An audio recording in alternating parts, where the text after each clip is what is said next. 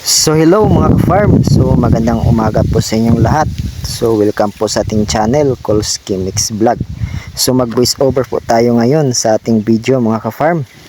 So nandito tayo ngayon sa ating eggplant area. So ayan, nakita po niyo yung dalawang kasama ko, nagdidilig po sila.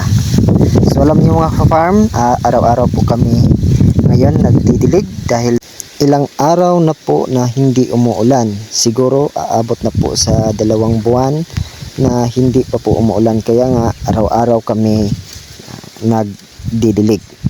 So yan mga ka-farm, no, nakita ninyo yung performance ng aming talong. Siguro nakita ninyo na medyo mataba.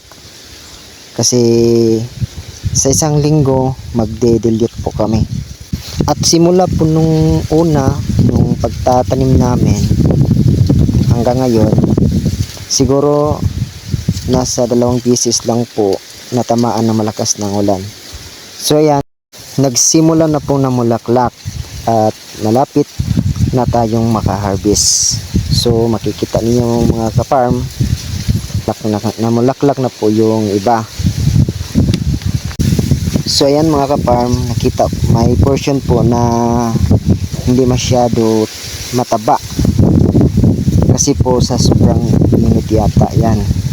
Kasi alam niyo mga ka-farm, kahit palagi pa tayong nagdidilig, palaging basa yung puno nila, pero yung temperatura ng ating init, no, ay napakalakas. So kagaya lang ng tao na magbibilad at hindi makaya na aabot sa ilang minuto kasi sa sobrang init.